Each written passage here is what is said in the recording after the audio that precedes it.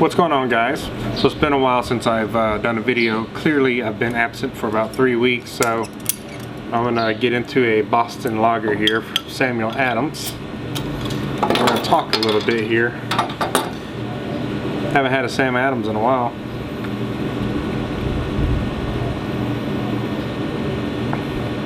Man, they make some of the best lager, by the way. I highly recommend you getting the Samuel Adams Boston Lager whenever you get a chance. It's still a good old craft taste to it. And yeah, they're a fairly well-known brewery. But usually I buy the Samuel Adams Boston Lager whenever I'm in a restaurant or whatever, and they don't really have craft beer choices, and they do have Sam Adams. Sam Adams is my go-to. Another shocker is I've never had a PBR, a Pabst Blue Ribbon beer. I've searched around down here in Houston and I can't seem to find that beer anywhere, but I've never had it. But I see people say a lot of good things about it, so hopefully I get my hands on some PBR sometime and I can drink it in front of you guys for the first time. Well, clearly this isn't a brewing video and this isn't a barbecuing video. This is just basically an update. I got my house up for sale. I've got an apartment on hold out in Midland, Texas right now. My home out there in Midland won't be finished being built until about September, October, so I'm kind of in limbo right now. Also, my brewing equipment's all packed up. I won't be doing any brewing for a while, for a couple months at least. And when I do, you know, I'll start rolling out videos like I normally do. And also grilling, I still got my grill out. I may try and do a video, but I don't know. Things have been hectic. I have a newborn baby now. She's a month and a half old. And actually she'll be a month and 3 weeks this coming Thursday. So been busy with the baby. And yes, they do take a good bit of your time. So that has impacted me a bit. But anyways, I don't plan on stopping my channel or anything. I do plan on continuing to contribute content to it, and I see there's a lot of new faces that have subscribed. Thank you, welcome on board. And there have been a few faces disappear, but it's YouTube. It happens. People come and go, they come back. They see I post more content, they come back. I've seen it. I've seen people leave and come back. So those of you that have left and come back, hey, no hard feelings. I don't necessarily subscribe from anybody. I typically just wait until they post something, and some of these people that I subscribe to don't post for like 2 or 3 months, but I still wait because I like their content when they do post, so I do like it. Also, there's a little bell somewhere down below or above that if you turn that bell on, you'll be notified for every video that I do post, so you don't miss anything. But what I want to do here is I got some comments, some recent comments, etc. I felt like I wanted to kind of address some of these comments while I've got nothing else better to do. That's a damn good beer. Let's start off with, I did a glazed pork loin video on the Pitboss Kamado. People have been asking me, do you recommend the Pitboss over the Acorn? And my answer to you is yes, I do recommend a full ceramic over the Acorn. Several reasons. One, the Acorn does a great job of holding steady temp, but a ceramic holds the heat in more, and it's more efficient on your charcoal. And it's just better built. It's going to last you way longer than the Acorn. I had no problems with the Acorn. It's a great grill. The only thing that you'll notice with it, it does have a lifetime to it, and our life expectancy to it of maybe 2 to 3 years, depending on where you live. And mine was meeting that end of its life expectancy already. And I saw the Pitboss on sale, compared it with the Kamado Joe, etc. And yeah, there's some things about the Kamado Joe, like the divide and conquer system, that is miles better than what comes with the Pitboss. But the Pitboss does come with a decent steel grate, dual grate set, indirect cooking stone, pizza stone, and a little ash removal tool, and it's full-on ceramic. Can't beat it, and it seals pretty well other than the top vent, but I think as the top vent gets gunked up more, it'll work fine. So Matt F recently commented that the grate on the Pitboss looked a bit iffy, and he wants to know if they make a cast iron one that fits that. I can't remember, the ceramicgrillstore.com, I think it is. I believe you could probably find the 24-inch cast iron grate, and I love cast iron myself. The only thing is you got to keep it oily or it'll rust. I'll look into to see what that store is, and I'll post the link to that store below. Let's see. Oh, Stallion 1. Stallion 1. Dude, you have been just all over my channel, and I appreciate you watching my videos. And Stallion 1 is actually sending me hop shots, which are these hop extracts that come in like a syringe, and you add that to your brews versus hop pellets. And so I'm excited to try that out. It may be a little while before I get around to doing it, but I'm very excited to try those out and see how it comes out in my beer. So thank you very much for ordering and sending that. It's on its way, but I appreciate it when any of my subscribers or viewers send me stuff. It's always awesome, whether it's home brews or beers or products. I'm all about it. Let's see, the smoked wings got a lot of attention. Barbecue and the smoked wings. There was a general question from I believe Mike Humphrey here was asking about, and I did the wings on the Acorn, and I did an indirect smoke with them, and then I took the stone out and direct fire grilled them to crisp them up.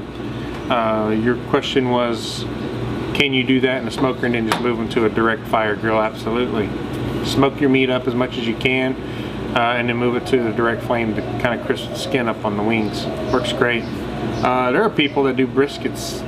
They'll take briskets, smoke them as much as they can on their grills, and then they'll move them to their ovens because they just want to get a good smoke in them. There's nothing wrong with doing that. And I've gotten a lot of flack on my cutting skills with my brisket, and people debating on whether my method was Texas style or not. Okay, look, a Dalmatian rub, salt and pepper, is a traditional Texas style rub. I added a couple of things in mine. The brisket was still amazingly delicious. Presentability wise, maybe it wasn't as presentable as most of the competitor guys out there. I'm not here to be a competitor barbecue guy. I'm here just to show you how to make simple, delicious barbecue at your home. And at the end of the day, as long as the barbecue tastes good, that's all that matters. We're not going for competitor quality presentation here. And so yeah, I'll leave that at that. Thank you for anybody who did contribute comments to it. It is much appreciated, but I'm not like a sophisticated barbecue guy. I'm submitting this for competitions or anything. I am simply just barbecuing for me and sharing it with the world. Whether you use my tips or tricks or whatever, that's completely up to you. I'm just trying to help out where I can. Clarissa Coffee, thank you for your comment. I'm glad my recipes and rubs are working for you. I'm going to be posting more barbecue vids here, probably closer to fall time. Once I get in my home and I've got my grill set up going and I've got everything just kind of established. I love my new kitchen. The new kitchen I'm going to have is so much more, I don't know, it's just arranged better. I got like a bar, and then on the other side's me. Right now I've got the island thing, and it's just hard to position cameras and everything. So I'm very much excited about my new home in Midland as far as that goes. Another thing, my Perlick tap handles, or not my handles, but my Perlick tap faucets themselves. I got those on Amazon. I think I bought two for like 78 bucks or something. If you can buy faucets, beer faucets, get Perlicks. Don't get the standard faucets. Standard faucets you can get cheap, but man, if you don't drink beer daily, like I don't drink beer daily, you don't exercise you're not moving those faucet handles regularly, they stick. Those standard faucets stick like crazy. The old beer gets in there and it kind of gets all gummy and sticky like the sugar, and just you have a hard time breaking. Feels like you're gonna break your faucet.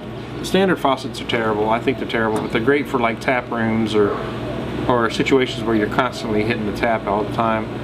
I drink my beers on the weekends. That's why you don't see me do homebrew Wednesdays or thirsty Thursdays or well, maybe Manic Monday I could get away without a beer, but I only drink my beers on the weekends, mainly because, well, it keeps my weight in check. You know, I'd be a lot bigger than I am now if I drink beer all the time, and it gives me something to look forward to on the weekends. And plus, I've been busy with finishing a master's degree. I just finished my master's degree in business, so that's done. So I got a little more free time, but all that free time is going to my child for a while, family and hobbies.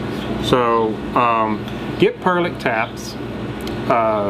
You don't got to worry about them sticking if you don't run the beer for a while. Usually, if I don't hit the taps for like a week, what I'll usually do is just run like a couple of ounces out of the line, just in case there's anything gunked in there, and then I'll pour a fresh beer after that. And it cools your beverage lines down too from the cold beer coming out of your kegs. So get Perlick taps. Don't get chrome plated. They're usually like PC or something, which is like plated chrome, I think it stands for. Make sure you get ones that have SS on there, because the SS means stainless steel. The chrome plated brass stuff, I don't know, some people get them, but they get ugly after a while because the chrome starts chipping off. And then if you want to keep beautiful tap faucets, get the Perlicks and get stainless steel, and you won't have to worry about plating chipping off. I saw Fireman John 98 was commenting about doing a Kegerator build and wanting to change out the top of his Kegerator tower with a multi-tap. That's easy to do. Just put your template on there, drill shallow holes into the top of your Kegerator, get you some 1/2-inch screws, boom, you're done. And usually those new towers come with a gasket or something to keep your air from leaking out of your Kegerator.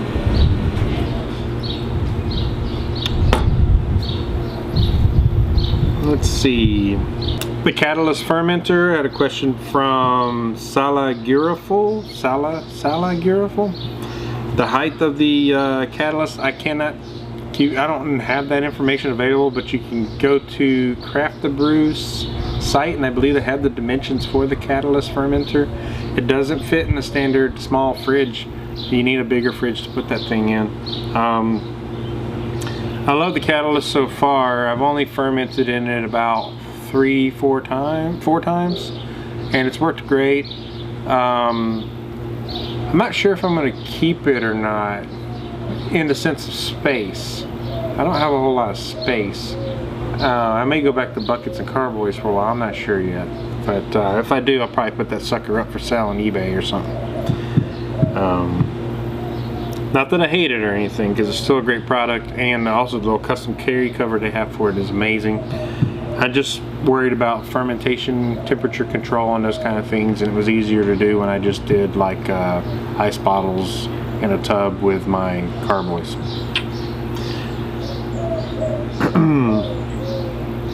Alright, here's one that I want to address.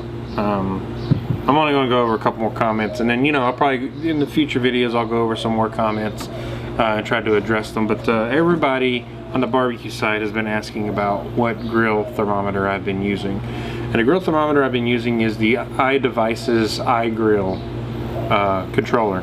Now, Weber Grills went in and bought iGrill last year sometime, and now Weber makes the iGrill. And they don't make the model that I have anymore. They actually make a better model called the iGrill 2, and they have an iGrill Mini, and they have an iGrill 3. Now the iGrill Mini will take like 1 probe, and it's good for monitoring like meat temp or grill temp, but you only have 1 probe option. iGrill 2 lets you put in like up to 4 probes in it to monitor 4 different things.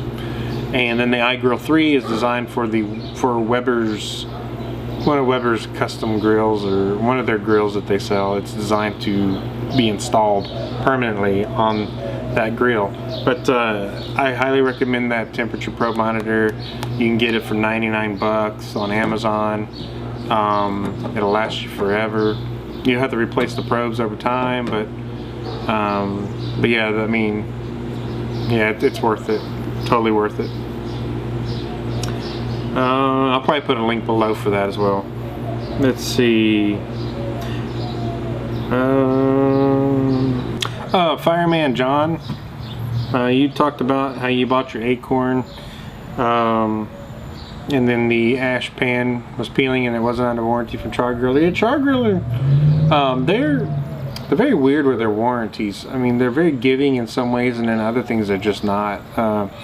They don't guarantee against corrosion or rust or any of those kind of things, but like if there's something faulty with their product, as in like my situation where I had the hinge bolts pop out of my top and bottom pieces, they sent me new parts. They sent me almost like a whole new grill completely. But the ash pan wears out really fast when it's constantly being exposed to 600+ degree temperatures from the, and it's kind of stupid because the ashes fall down in there, and then those ashes are piping hot anyway, so it's always really exposed to higher temps than the rest of the grill.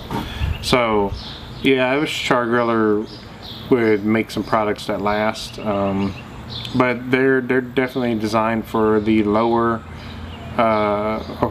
price range of grills, and they're functional, but they do have a lifetime to them. I mean, they are in a life span, I should say.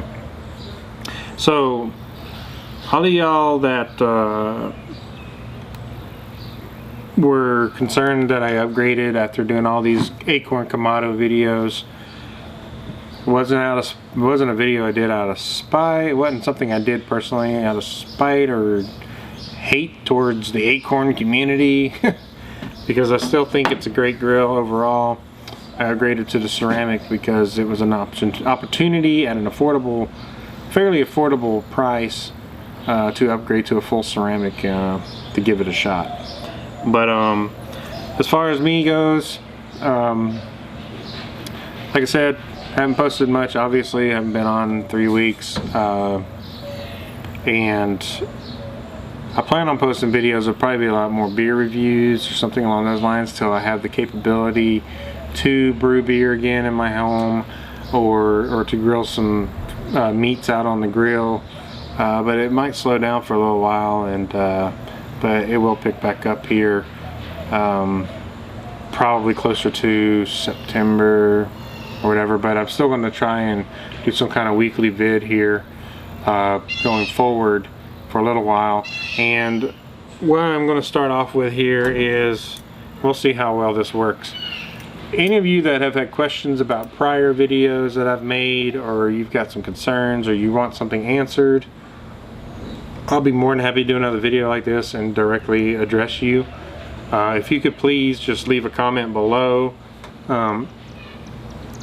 Stupid questions will get ignored, and when I mean stupid, just people that are trolling or saying stuff just to get attention, you will be ignored. But anybody who has a genuine question about a product or anything that I've demonstrated in my videos in the past, feel free to leave a message down below in the comments. I will read all these comments, put something together, and I will do another video like this where I address and answer these questions. I feel maybe it's a good way to interact, and eventually maybe I'll even do a live video, a live stream, where I can actually interact with you as you ask questions. But anyways, I don't want to take much more of your time, but I'm just enjoying a good Samuel Adams Boston Lager on this 87-degree day. No humidity, thank God. Man, weather's been awesome. I appreciate all of you who have stuck with me through all these videos and all the time, and there are a few guys I want to give a shout out to that have been with me for quite a while. That's Jordan Lindsay. Me and Jordan are actually contacts on Facebook now. Jeremiah has been with me for a while. Jeremiah T. Been following me for a while. Appreciate you sticking around. Matt K. Matt K's been around for, I think it's Matt K. Might not be Matt K. I could be wrong. I'm trying to remember who comments the most on my videos. But man, there's just the ones that have been, I mean, there's still faces on there that have been with me since I had like 2 subscribers. And anyways, go ahead and just leave your comments below and I will address them in the next video. Cheers to all of you. Hope you're doing some awesome barbecuing right now. Weather's beautiful for it, at least in Texas it is. And I hope you're doing some awesome brews. And those guys that are on the Grainfather, man, he had it made. It's an awesome system. You can brew anywhere, outdoors, indoors. And I actually did, I'll talk about in my next video, but I actually picked up a couple things going forward, and one's Grainfather related and the other is brewing related. But anyways guys, no, I said bye like 500 times, but this time I mean it. Cheers, keep brewing, keep queuing.